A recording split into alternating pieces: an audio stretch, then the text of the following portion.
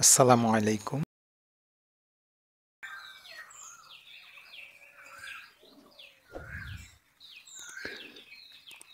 Y অক্ষ থেকে একটি সেটের প্রতিটি বিন্দুর দূরত্বের বর্গ এক্স অক্ষ থেকে বিন্দুটির দূরত্বের 4b গুণ সঞ্চারপথের সমীকরণ নির্ণয় করো।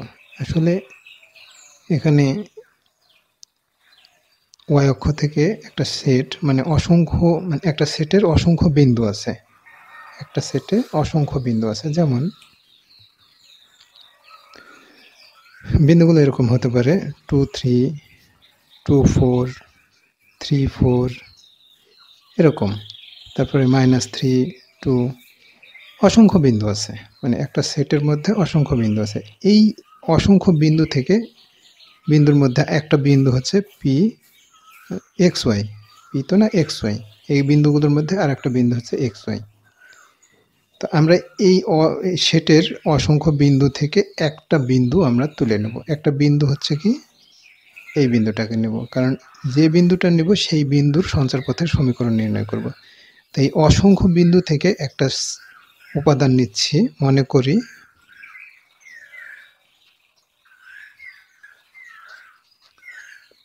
প্রতিটি বিন্দুর দূরত্বের বর্গ, তার মানে যে কোনো একটা বিন্দু নিব। তো সেই বিন্দুটা হচ্ছে, মনে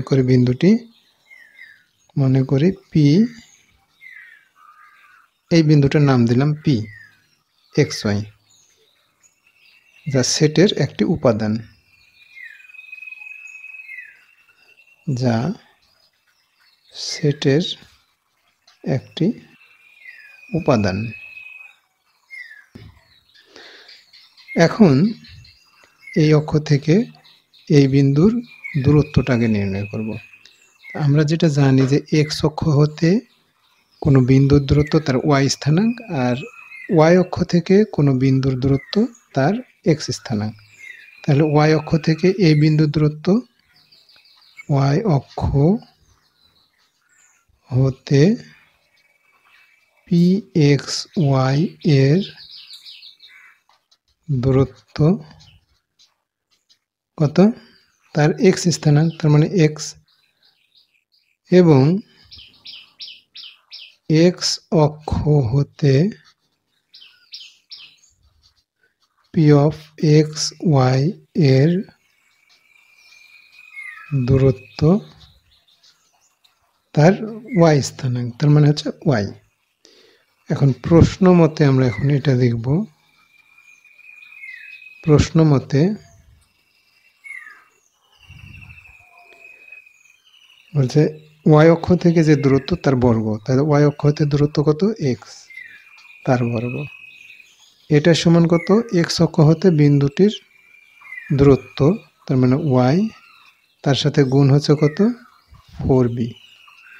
তাহলে পরে আমরা এখন এটা দেখতে পারি x square equal to 4by। এটাই হচ্ছে আমাদের এই সঞ্চারপথের সমীকরণ, কারণ এখানে আমার কন্ডিশন শেষ, আর যাওয়ার জায়গা নেই। তাহলে পরে আমরা এখানেই শেষ করব। তাহলে এই সমস্যাটার সমাধান হচ্ছে x square equal to 4by।